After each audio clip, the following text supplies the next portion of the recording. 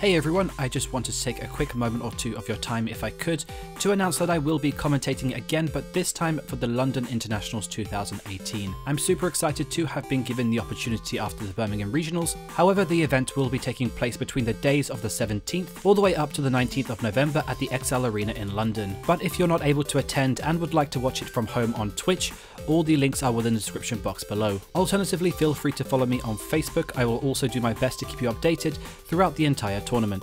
Thank you again for your time as always. Hey YouTube, this is PokéCastXVll here, and today we're going to be looking at what I believe to be the top 10 decks for the Pokemon London Internationals 2018. With Crimson Invasion having just been made legal, this means that London will be one of the first, if not the first tournament to feature the new expansion, which will certainly shake up the event quite significantly. Before we go into the top 10 decks, there are a few things that I want to announce quickly. The first is that this video is based off hypothetical information and has been taken from recent tournament results from regionals and special events, including League Cups, so please do keep this in mind if you are watching this video post the London Internationals 2018. The second is that if you do like this type of content, as well as other videos about the Pokemon TCG in general, then you can hit that subscribe button as well as find me on Facebook. All the links are within the description box below. And finally, this video will feature on the ProPokemon website, and if you'd like to check them out, as well as other articles to help you further your game, then you can do so at www.propokemon.com. Again, all the links are within the description box below. And with all that said, let's begin. Number 10. At number 10, we have Decidueye. Decidueye has fallen down the packing order quite significantly, but nonetheless still features in our top 10. When set up, Decidueye has the ability Feather Arrow, which allows you to place 2 damage counters on one of your opponent's Pokemon.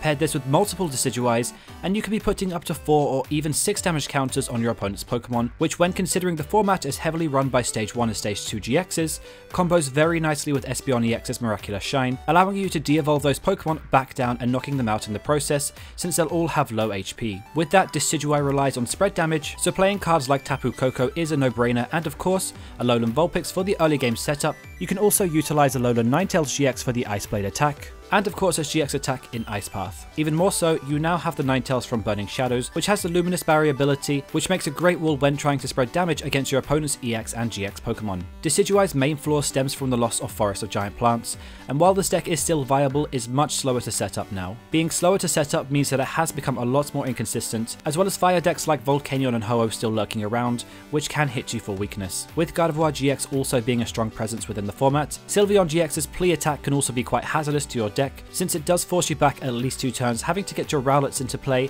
and then evolving them back up again to Decidueye. Again, with there being a lot of Stage 2s, Decidueye certainly does have a place in the format, but a very outside chance you would have to say to win the entire event. Number 9.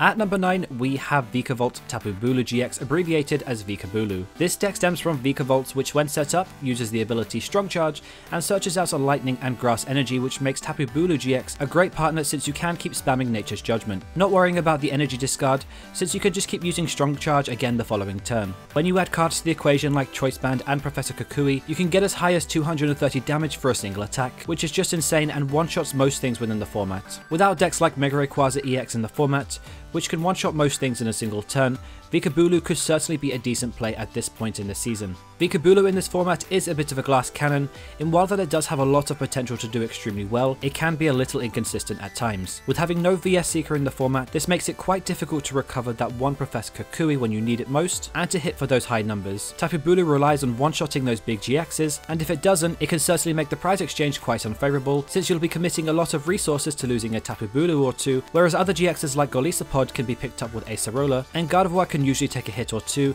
if not already playing Max Potion. Either way, it's certainly a deck that I expect to see, and one that I certainly think could excel. Number 8. At number 8 comes Silvally.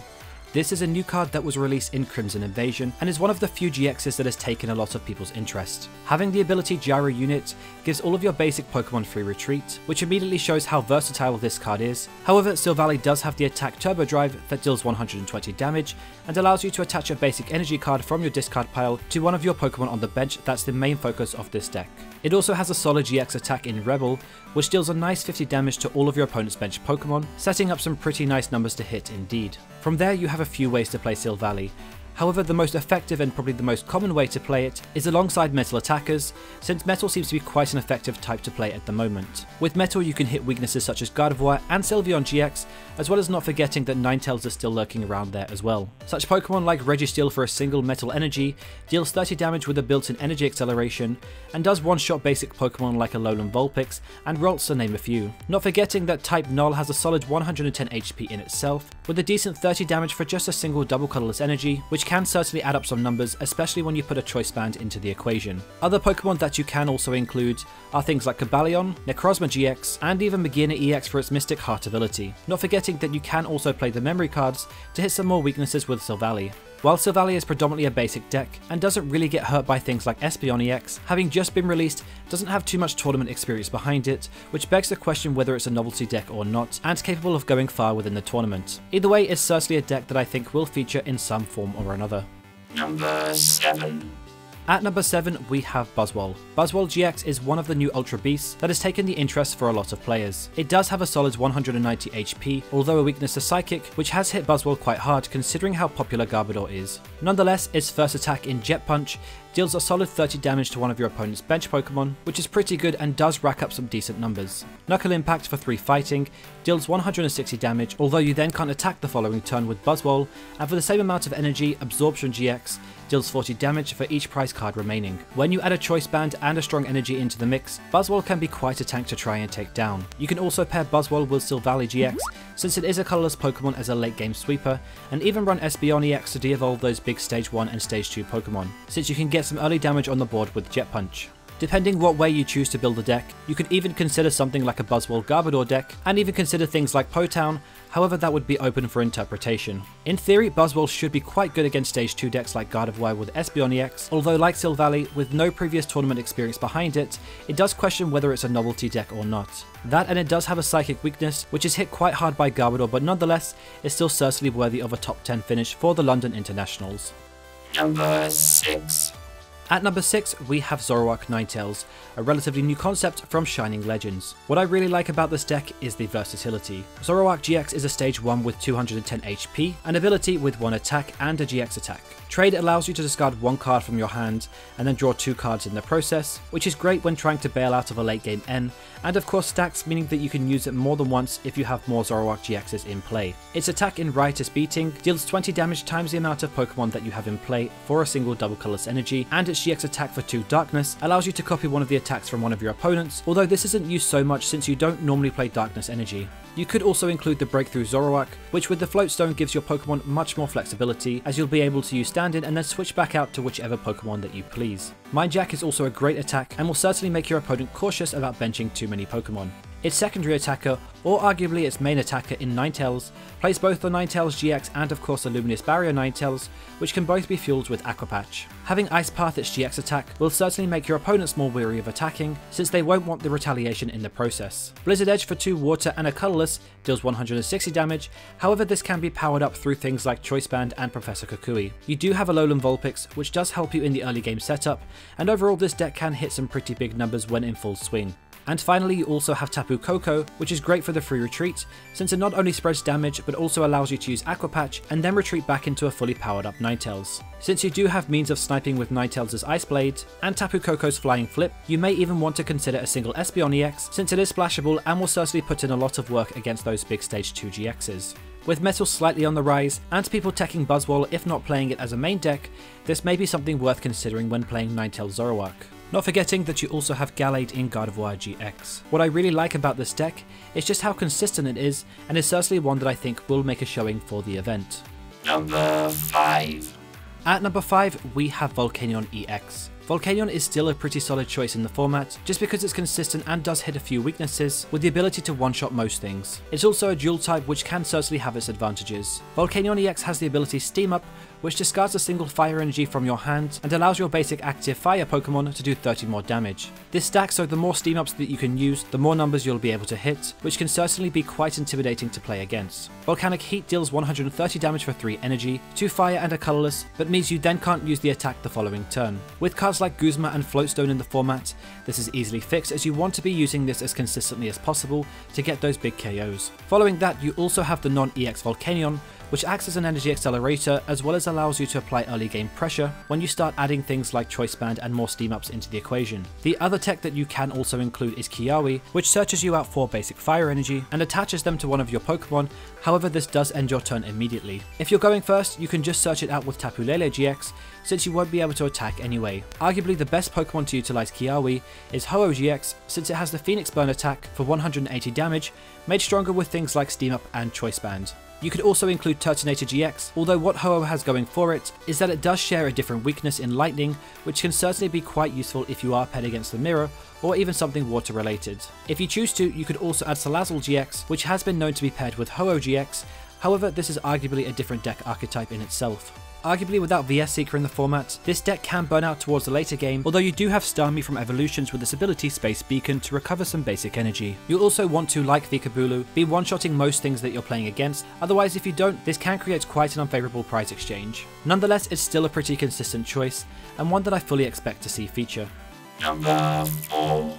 Coming into the top 4, we have Greninja. Greninja is certainly my dark horse for the tournament, and one that I think can win the entire event. Using water duplicates, your main aim is to steam Frogadiers to help you set up for your Greninjas, and then go into Greninja Break. Greninja has some decent attacks with Shadow Stitching, dealing 40 damage having a built-in Hex Maniac, which is great at disrupting a lot of decks that rely on abilities, and also of course Moonlight Slash, dealing 60 damage with the option of a plus 20, both bumped up with Choice Band. However, it's the Break form which is the focus of this deck. Greninja Break has the Giant Water Shuriken ability, which when in the active spot, deals 60 damage to any one of your opponent's Pokemon, when discarding a water energy. When you consider Greninja has free retreat, you can do this for at least twice a turn, or even more if you have access to switching cards. Against decks like Garbodor, you simply just Field Blower the tool, and then Giant Water Shuriken twice to KO the Garbodor, and keeping your abilities in place. In most cases, this should be enough to KO most basic EXs and GXs in the format, and with big stage 2s, you can use your Giant Water Shurikens, and then switch to something like an Espeon-EX to de-evolve them,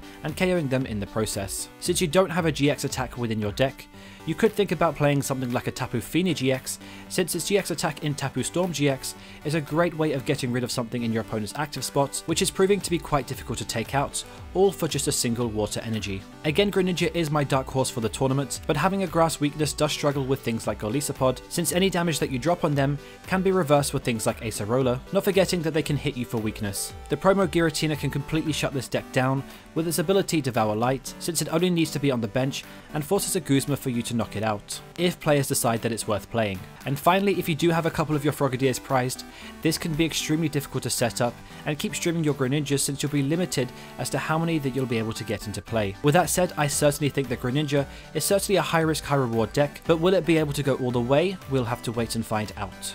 Number 3.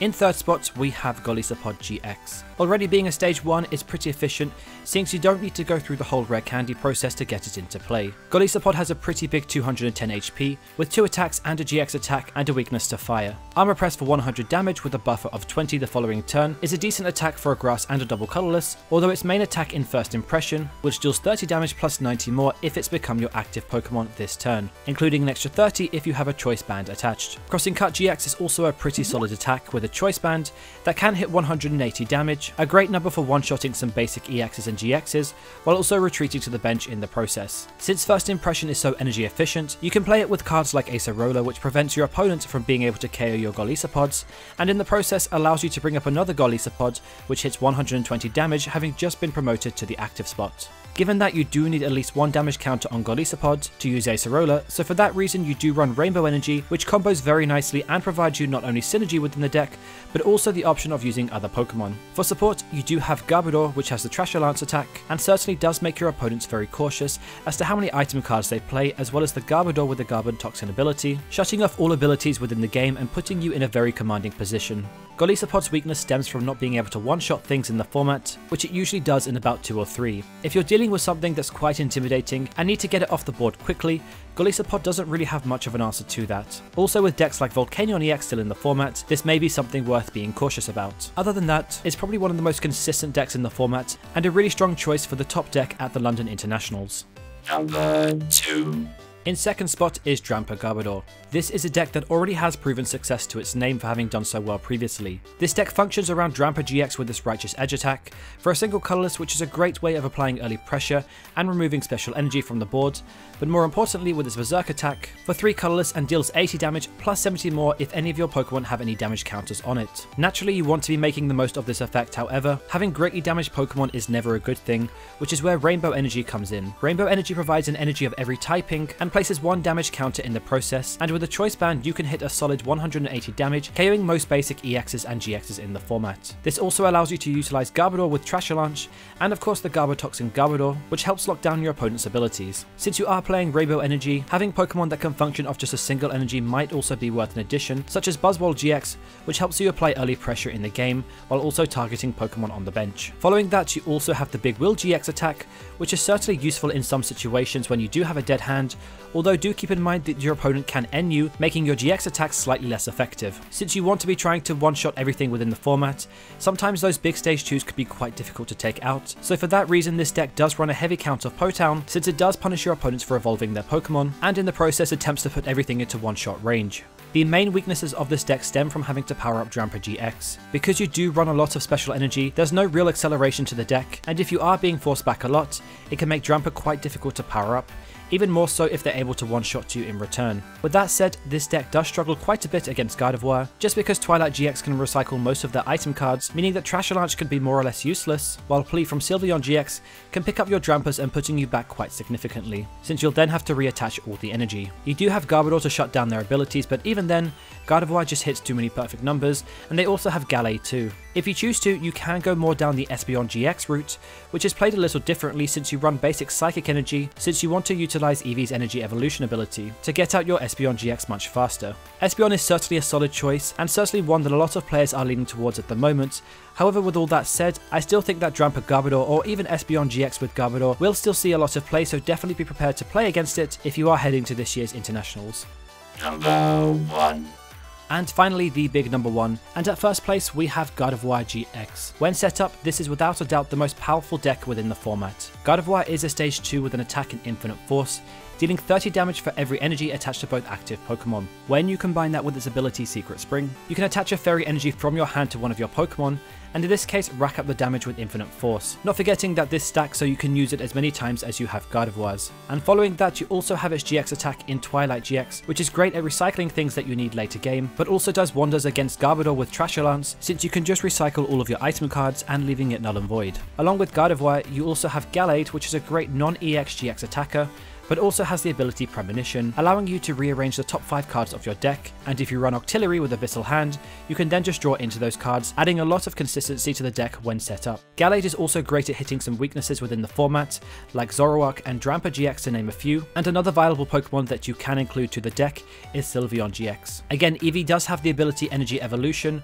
which when attaching a Fairy Energy to your Eevee, you can use the ability to evolve straight into a Sylveon GX, and use its attack in Magical Ribbon, searching your deck for any 3 cards, which is great when trying to set up Gardevoirs. It's also a great attacker in itself, and arguably has the best GX attack in the format in Plea. Plea for a Fairy Energy and 2 colourless allows you to choose 2 of your opponent's Pokemon on the bench, and forces them to pick them up and put everything with it back into their hand. When you consider how many stage 2s there are in the format, and even some basic Pokemon that can take quite a lot to power them up, this can be a devastating GX attack, as it forces them back quite a bit, and often at times to points where they're not able to recover from, especially if you keep applying pressure with Gardevoir-GX. With Metal on the rise, this does make for something for Gardevoir players to be aware of, especially going into the tournament, since a lot of players will be expecting to play against it, making it quite easy to tech against. There'll also be a lot of Espeon EXs lurking around, ready to de-evolve your big stage 2s, so you'll want to try and keep as much damage off your Gardevoirs as possible. But otherwise, I certainly think that Gardevoir is the deck to beat for the tournament, and one that I'm certain will do extremely well at the event. And so there you pretty much have it. That is my top 10 decks